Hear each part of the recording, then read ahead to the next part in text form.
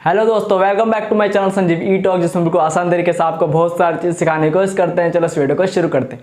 इस वीडियो में हम बात करेंगे उन लोगों के लिए, उन मेरे प्यारे बहन भाई, छोटे बहन भाई या बड़े भाई हो, उनके लिए ये वीडियो है जो इंग्लिश समझना, लिखना और पढ़ना सीखना चाहते हैं बहुत अच्छी तरह से। अगर जो पढ़ना जानते हैं वेल एंड गुड, जो नहीं जानते और वो कैसे समझेंगे इंग्लिश को, वो सारी चीज़ें हम इसमें डिस्कस करेंगे इस वीडियो में। इस वीडियो का मोटिव ये है कि आपको इंग्लिश कैसे समझ में आए।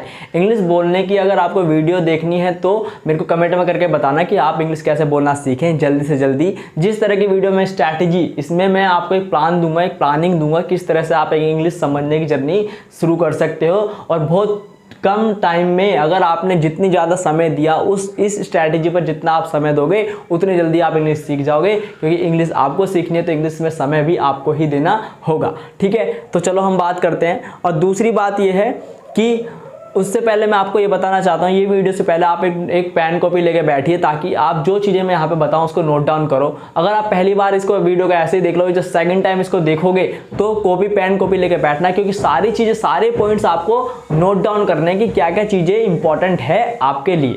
ठीक है, चलो इस वीडियो को शुरू करते हैं। तो ये वीडियो किन लोगों के लिए? ये वीडियो उन लोगों के लिए जिनको इंग्लिश पढ़नी आती है पर लेकिन समझ नहीं आती और लिखनी नहीं आती, उनको शब्द नहीं मिलते कि भाई हाँ, अगर आपको इंग्लिश में कोई आंसर लिखना है या इंग्लिश में कोई बात कहनी है या इंग्लिश में आपको किसी को कोई समझाना है, तो आपके दिमाग में शब्द नहीं आते, तो आप इंग्लिश को बोलेंगे कैसे? ठीक है, तो ये आपको ये सारी चीज़ें कैसे सुधरेंगी। जैसे मान लो आपने पढ़ लिया, आपको किसी चीज़ का आंसर आता है, आपको आंसर आता है, लेकिन अब क्वेश्चन तो लिखा है इंग्लिश में, आपको लिखना भी आंसर इंग्लिश में, आप इसको कैसे लिखोगे? तो वो सारी चीज़ें मैं आपको यहाँ पे बताऊंगा, क्योंकि वो ज़्यादा इंपॉर्टेंट है। कुछ मेरे पे कमेंट आते हैं कि भैया पढ़नी आती है, समझ नहीं आती, पढ़ते हैं तो शब्द समझ नहीं आते कि शब्द क्या कहना चाहते हैं। तो ये सारी चीज़ें आपको सीखनी पड़ेगी। जब मैं छोटा था तो मैं भी यही सोचता था, तो उसी को दिमाग में रख के कि हाँ भाई, ये सबसे आसान तरीका है आपको इंग्लिश सीखने का, जो मैं आपको यहाँ पे बताने वाला हूँ। तो सबसे पहला पॉइंट, तो हम जल्दी जल्दी बातें करेंगे कि सबसे पहला पॉइंट यह है कि आपको टाइम देने का इंग्लिश में। Give the time to English language. आपको इंग्लिश लैंग्वेज में टाइम देना पड़ेगा। ठीक है भाई, तो आपको इंग्लिश लैंग्वेज में क्या करना पड़ेगा? समय देना पड़ेगा। समय देने का मतलब यह है कि आप कहीं से भी पढ़ रहे हो, आप ट्यूशन जाते हो इंग्लिश का, या फिर आपने यूट्यूब वीडियो से पढ़ना है, ठीक है, आप कहीं से भी पढ़ते हो, आपको सेपरेट टाइम इंग्लिश के लिए देना पड़ेगा। जब तुम खुद पढ़ोगे तो आपको सेल्फ स्टडी करनी पड़ेगी। सेल्फ स्टडी मतलब खुद पढ़ना पड़ेगा आपको एटलीस्ट 60 मिनट। ये मिनिमम टाइम है। ये क्या है? मिनिमम टाइम है। ये मिनिमम टाइम है जितना आपको देना पड़ेगा, 60 मिनट। आप इससे ज़्यादा भी दे सकते हैं, और उसके हिसाब से जितनी जल्दी आप सीखना चाहते हैं उसके हिसाब से आप यहाँ पे इंग्लिश को समय दीजिएगा। पर कम से कम 60 मिनट तो मेरे हिसाब से होना ही चाहिए कि हाँ भाई, अगर आप इंग्लिश यार सीखो, जल्दी इसको सीख के हटाओ ना, ख़त्म करो। इसकी वजह से क्यों आपको कम मार्क्स लाने हैं? इसकी वजह से क्यों आप सक्सेसफुल होने में इतना समय लगा रहे हो? इंग्लिश ही तो है। 60 मिनट डेली दे दो, मैं बता रहा हूँ, मुश्किल 3 से 4 महीने बाद आपको फ़र्क दिख जाएगा। 4 से 5 महीने बाद आपको कॉन्फिडेंस आएगा, और 6 से 8 महीने बाद आप इंग्लिश में एकदम फराटेदार, एकदम बढ़िया इंग्लिश लिखने लग जाओगे। और हाँ, हो भी सकता है कि आप पता इंग्लिश आप बोलने भी लग जाओ, क्योंकि इसके बाद जो वीडियो आएगी वो इंग्लिश बोलने के ऊपर आएगी, और एक और वीडियो आएगी इंग्लिश वोकैबुलरी के ऊपर, कैसे वर्ड्स मीनिंग को याद करें, कैसे कहाँ से वर्ड्स मीनिंग याद करें, वो सारी चीज़ें आएंगी। ठीक है, तो आपको 60 मिनट देने। इस 60 मिनट का कैसे इस्तेमाल करना है अब इस वीडियो में मैं ये डिस्कस करने वाला हूँ। भाई, इन 60 मिनट का आप इस्तेमाल कैसे करोगे? ये उनके लिए है जो बिल्कुल नहीं जानते पढ़ना, जो जानते हैं वो 60 मिनट दें, जो थोड़ा और जानते हैं वो भी 60 मिनट दें। सबको 60 मिनट देना ही है इंग्लिश में। तो अगर इंग्लिश सीखना चाहते हो तो 60 मिनट दो, और 60 मिनट ये तब दोगे तुम इंग्लिश को, तब तो आपको ये पता होगा कि आप इंग्लिश क्यों सीखना चाहते हो। अगर आपको इंग्लिश सीखने के लिए बहुत ही ज़्यादा इंपॉर्टेंट है, अगर आप इंग्लिश आपके लिए बहुत ज़्यादा इंपॉर्टेंट है, तो यार 1 घंटा दिन के 24 आवर्स में आपको 1 आवर देना है सिर्फ इंग्लिश को, और जो आने वाले 4 से 5 महीने में आपकी इंप्रूव हो जाएगी, और आपका पूरी ही आपकी लाइफ चेंज हो जाएगी। आपको लोगों का नज़रिया बदल जाएगा। क्यों? क्योंकि ये लैंग्वेज है, और बहुत अच्छी अच्छी किताबें ना इंग्लिश में ही लिखी होती हैं। तो आपको, और जो आप इंग्लिश मीडियम में हो या फिर हिंदी मीडियम में हो, लेकिन आप स्कूल में इंग्लिश का ज़्यादा बोलबाला होता है, तो आपको लोगों के सामने या खुद के लिए ही आपको एटलीस्ट इंग्लिश आनी चाहिए, ताकि आप किसी के सामने नीचा महसूस ना करो। ठीक है, तो 60 मिनट आपको इंग्लिश में देने हैं। दूसरा पॉइंट, दूसरा पॉइंट ये है, अब इन 60 मिनट का कैसे इस्तेमाल करना है। इन 60 मिनट का इस्तेमाल करना है आपको, रीड करनी है lot, reading a lot, read a lot, मतलब आपको किताबें पढ़नी है, किताबें पढ़नी है। अब आपको कौन कौन सी किताबें पढ़ सकते हो आप, तो आप किताबें पढ़ सकते हो 6 to 10 क्लास की NCERT इंग्लिश, ठीक है। अगर आप छठी में हो तो छठी की पढ़ो, 10वीं में हो तो छोटी क्लास से शुरू करो, क्योंकि 10th क्लास की थोड़ी लैंग्वेज मुश्किल हो जाती है। क्योंकि देखो अभी क्या है ना, अभी सेशन शुरू हुआ है, तो आप ये सही अगले साल तक आपकी फाइनल एग्जाम तक आपकी इंग्लिश इतनी बेहतरीन हो चुकी होगी, तो आपको किसी की भी जरूरत नहीं पड़ेगी, ठीक है। इंग्लिश 6 to 10 इंग्लिश पढ़ सकते हो, ठीक है। जिसकी बिल्कुल वीक है, जिसको नहीं आती बिल्कुल इंग्लिश, वो कॉमिक्स पढ़ सकते हैं, ठीक है। कॉमिक्स किसकी, पंचतंत्र पढ़ लो, पंचतंत्र पढ़ लो, या फिर चाचा चौधरी पढ़ लो, ये मैं आपको दिख रही होंगी स्क्रीन पे, ठीक है। चाचा चौधरी, पंचतंत्र, ये आप कॉमिक्स पढ़ सकते हैं। अगर थोड़ी सी अच्छी इंग्लिश है तो नॉवेल्स पढ़ सकते हैं, जिसको रीडिंग का शौक है वो नॉवेल्स पढ़ सकते हैं। नॉवेल्स किसके, इंडियन ऑथर, किसके, इंडियन ऑथर। इससे क्या होगा, आपको इंडिया के बारे में पता चलेगा, इंडियन ऑथर्स के बारे में। इंडियन ऑथर्स कौन कौन से, इंडियन ऑथर जो अच्छे हैं, जैसे कि हमारे डॉक्टर APJ अब्दुल कलाम, महात्मा गांधी जी, हमारे भीमराव अम्बेडकर, स्वामी विवेकानंद, और यहाँ पे एक और चलता है चेतन भगत, यही बहुत अच्छे नॉवलिस्ट हैं। लेकिन ये थोड़े से, अगर आपको इंग्लिश जल्दी सीखनी है और बहुत इंटरेस्टिंग वे में सीखनी है, तो आप चेतन भगत के नॉवेल्स पढ़ सकते हो, बहुत अच्छी अच्छी किताबें लिखते हैं, ठीक है। तो आप वो भी रीड कर सकते हो। तो आप इनमें से कुछ भी रीड करो। अब अगर ये भी रीड नहीं करना, तो मोबाइल तो चलाते हो यार, मोबाइल में इतना गेम खेलते हो, तो एक आर्टिकल ही पढ़ दो, ठीक है। तो मोबाइल पे आर्टिकल पढ़ सकते हो, ठीक है। आप इंग्लिश का कोई भी पेज पढ़ सकते हो, विकिपीडिया पे कोई इन्फॉर्मेशन पढ़ सकते हो। यार तुम्हें पढ़ना है, रीडिंग करनी है। अब कितनी रीडिंग करनी है, रीडिंग एटलीस्ट करनी है आपको 5 पेजेस डेली, ठीक है। अगर आप कहोगे भाई 5 पेजेस डेली तो भैया हम नहीं पढ़ पाएंगे, हमने तो पढ़ना ही नहीं आता। अरे यार तुम्हें ये नहीं देखना कि तुम्हें पढ़ना आता है नहीं आता, समझ में आता है नहीं आता, समझ में आए या ना आए, आपको इंग्लिश रीड करनी है, आपको पढ़ना है, आपको मैंने ये नहीं बोला कि आपको समझना है। इधर देखो लिखा क्या है, रीड अ लॉट, आपको पढ़ना है, आपको पढ़ना है, समझ में आए या ना आए। अंडरस्टैंडिंग तो आपकी डेवलप होगी जब आप रीडिंग करोगे। आप रीडिंग से ही डर जाओगे तो अंडरस्टैंडिंग खाक डेवलप होने वाली है, ठीक है। तो आपको रीड करना है, 5 पेजेस डेली, कहीं से भी करो। ये आपको सोर्स मैंने बता दिए, आप 5 पेजेस आपको डेली रीड कहीं से भी तुम्हें कर सकते हो, आपको करना है, ठीक है। अब जब आपने 5 पेजेस रीड कर लिए, अब ये 5 पेजेस रीड कर लिए, तो इसमें ना थर्ड स्टेप आता है ये वोकैबुलरी का, ये बहुत ज़्यादा इंपॉर्टेंट है। अब वोकैबुलरी, क्योंकि जब अगर आपको शब्द का मतलब ही नहीं पता होगा तो आपको सेंटेंस का मतलब नहीं पता चलेगा, सेंटेंस का मतलब नहीं पता चलेगा, पैराग्राफ में क्या कहना चाहते हैं उसका मतलब नहीं पता चलेगा। तो आपको क्या करता है वोकैबुलरी। अब देखो आपको पढ़ने का, मैं यहाँ पहले इसको कंप्लीट कर दूँ, आपको पढ़ना है, देखो पढ़ना है, समझ में आए या ना आए लिख लो, ये लिख लो कहीं पे कि भाई पढ़ना है, समझ में आए या ना आए। क्योंकि जब आप छोटे थे, जब हम बच्चे होते हैं तो हम चलना सीखते हैं यार, चलना सीखते हैं, हमें पता नहीं होता कैसे चलना आता है, लेकिन कभी इधर गिरते, कभी उधर करते, कभी बैठते, कभी सिर के बल गिरते, लेकिन हम चलना सीख जाते हैं। सेम उसी वे में उस समय बचपन में हमें ये पता नहीं होता कि हम कैसे चलें, लेकिन चलना सीख जाते हैं। ऐसे ही हमें अभी नहीं पता कि हाँ भी इसको समझ में कैसे आए, लेकिन जब इसको रीड करोगे तो आपको पढ़ना है, समझ में आए या ना आए, ठीक है। अब वोकैबुलरी, अब समझ में कैसे आएगा, समझ में का इंपॉर्टेंट ये है वोकैबुलरी। वोकैबुलरी मतलब वर्ड्स की मीनिंग, ठीक है। अब आपको वर्ड्स मीनिंग पे ध्यान देना है। अब देखो जो वोकैबुलरी होते हैं, किसी भी एक बहुत बड़ा पैराग्राफ होता है, मान लो तुमने 5 पेजेस पढ़े, तो इन 5 पेजेस में कुछ शब्द होंगे जिसे बोलते हैं डिफिकल्ट वर्ड्स, जिन्हें बोलते हैं क्या, डिफिकल्ट वर्ड्स बोलते हैं। क्या बोलते हैं भाई, डिफिकल्ट वर्ड्स बोलते हैं। और कुछ वो होते हैं जो डेली यूज में आते हैं, डेली यूज्ड वर्ड्स। अब ये डेली यूज वर्ड्स है ना, ये लिमिटेड है, ये आपको याद कर लेने हैं।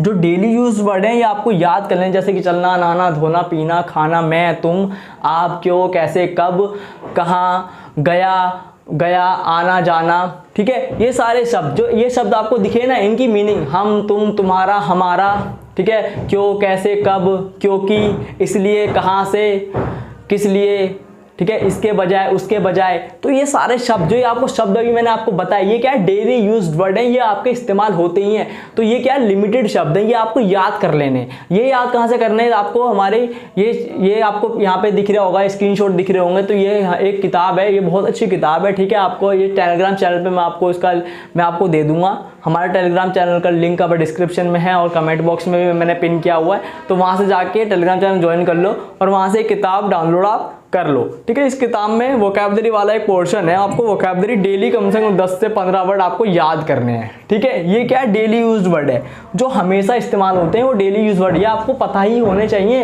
ये सिंपल शब्द हैं, सिंपल शब्द है। जो कॉम्प्लेक्स, जो डिफिकल्ट वर्ड्स हैं, वो इनसे ही मिलके बने होते हैं।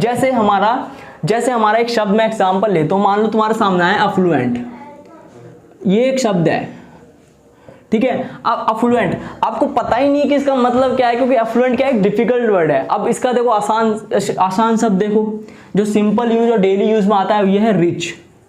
रिच माने अमीर, रिच माने धनी, ठीक है। तो इसका अफ्लुएंट का मतलब होता है अमीर। अब ये है डिफिकल्ट वर्ड, ये है सिंपल वर्ड, तो ये है डेली यूज वर्ड। ये क्या है, डेली यूज वर्ड, और ये हमारा डिफिकल्ट वर्ड। तो आपको समझ में आया दोनों में डिफरेंस। तो ये कुछ शब्द होते हैं, ये लिमिटेड है, और ये क्या है, ये बहुत सारे हैं। जैसे एक शब्द मैं बताता हूँ, जैसे हमारा एक शब्द होता है गार्निश। गार्निश बनाना होता है सजाना। अब देखो गार्निश तुम्हें पता होगा, डेकोरेट, डेकोरेशन तो आपने सुनी होगी ना कि हाँ भी जन्मदिन पर डेकोरेशन करते हैं। तो अब डेकोरेशन तो पता है कि सजाना, लेकिन गार्निश नहीं पता। गार्निश का मतलब होता है खाने को सजाना, गार्निश, ठीक है। जैसे आपने बड़े बड़े होटलों में वो खाना सजा के आता है ना, वो गार्निश, ठीक है। तो ये शब्द क्या है, डिफिकल्ट, गार्निश डिफिकल्ट, डेकोरेट माने सिंपल शब्द जो आपको हमने डेली रोजमर्रा की जिंदगी में सुनते होते हैं, ठीक है। तो इस तरह के शब्द, इस तरह, जैसे कि एक और शब्द मैं बोलता हूँ, जैसे गैरिश। गैरिश माने होता है दिखावटी, दिखावटी। अब दिखावटी का मतलब होता है शोन भी होता है, दिखावा करना, शो माने दिखाना। अब शो का मतलब तो दिखाना होता है, दिखावटी क्या होगा, गैरिश हो गया। तो अब ये शब्द जो गैरिश है, ये पता कैसे चलेगा आपको, जब तक आपको ये सिंपल शब्द नहीं पता होगा। तो इसलिए आपको डेली यूज वर्ड आपको लर्न करने हैं, और डिफिकल्ट वर्ड को लर्न करने की कोशिश करनी है, इन्हें लर्न नहीं करना। डिफिकल्ट वर्ड्स को लर्न करने की कोशिश करनी है, रिलेट करके कि हाँ भी अगर गैरिश है, गैरिश का मतलब दिखावटी होता है, और गार्निश का मतलब सजाना होता है, और एफ्लुएंट का मतलब रिच होता है। तो इस तरह से आपको याद कर लेने हैं ये वाले शब्द। आपको समझ में आया? तो आपकी दो तरह की वोकैबुलरी होती है, और ये वोकैबुलरी अच्छे से कैसे याद करें वो मैं आपको नेक्स्ट वीडियो में बताऊंगा। कमेंट में करके बताइएगा, मैं इसके ऊपर वोकैबुलरी के ऊपर पूरी एक वीडियो बनाऊंगा, ताकि आपको पता चले आपको वीडियो शब्द कहाँ से करने हैं, कौन सा ऐप का इस्तेमाल करना है, और किस तरह से आपको शब्द का इस्तेमाल करके सेंटेंस बनाने। ये सारी चीज़ें मैं एक नेक्स्ट वीडियो बनाऊंगा। अगर मैं इस वीडियो में सारी चीज़ें डिस्कस करूँगा तो बहुत ज़्यादा वीडियो लंबी हो जाएगी, ठीक है। तो ये आपको बस बात समझ में आ गई। तो ये जो आपने ये जो 5 पेज पढ़े, यहाँ से आपको डिफिकल्ट वर्ड्स मिलेंगे। इसके लिए आपको नोटबुक बना लेनी है और उसमें नोट डाउन कर लेना है। क्या करना है बस इतना मैं बता दूं, नोटबुक बनानी है, नोटबुक बना के उसमें नोट डाउन करने हैं। आपको ये बात समझ में आ गई? अब नोट डाउन कर लिया, अब इनको याद कैसे करना है वो मैं वोकैबुलरी वाली वीडियो में बताऊंगा, ठीक है। अब डेली यूज वर्ड आपको मैंने बताई दिए कि ये पीडीएफ है, यहाँ से आप जाके डाउनलोड कर लो और ये याद कर लेना। ये काम आपको है, पर ये कैसे याद करना है मैं नेक्स्ट वीडियो में आपको वोकैबुलरी वाली वीडियो में बता दूंगा। तो कमेंट में करके बताइएगा कि आपको ये वाली वीडियो चाहिए, मैं आपको इसके ऊपर कंप्लीट वीडियो बनाऊंगा। अगर आपको यहाँ तक वीडियो देख रहे हो तो आप सच में आप इंग्लिश सीखना चाहते हो, तो थोड़ी सी और वीडियो बची है, उसको अच्छे से देखो और समझो, ठीक है। अब आते हैं, ये 3 स्टेप हो गए हमारे, आते हैं 4th स्टेप मोस्ट इंपॉर्टेंट, और 5वां सबसे इंपॉर्टेंट खत्म, ठीक है। चलो चलते हैं हमारे 4th स्टेप। चलिए दोस्तों, हमारा कौन सा स्टेप है? 4th स्टेप है, ठीक है। उम्मीद है कि आपने पीछे वाले स्टेप सारे नोट डाउन करे होंगे, ठीक है। अब 4th स्टेप बहुत इंपॉर्टेंट है, ठीक है। अब आपको इसमें क्या करना है, आपको लर्न करने हैं, लर्न इंग्लिश ग्रामर रूल्स। वो भी कौन से? इंपॉर्टेंट जो आपको आने ही चाहिए, आपको आने ही चाहिए। वो रूल्स जो आपको आने ही चाहिए, वो रूल्स आपको कर लेना है, क्योंकि अभी आप किसी कंपटीशन के एग्जाम की तैयारी नहीं कर रहे हो, ठीक है। तो आपको वो रूल्स आने चाहिए जो आपको आने ही चाहिए, जिससे आपको इंग्लिश समझने में कोई दिक्कत नहीं आएगी, अगर वो आपको आते होंगे, ठीक है।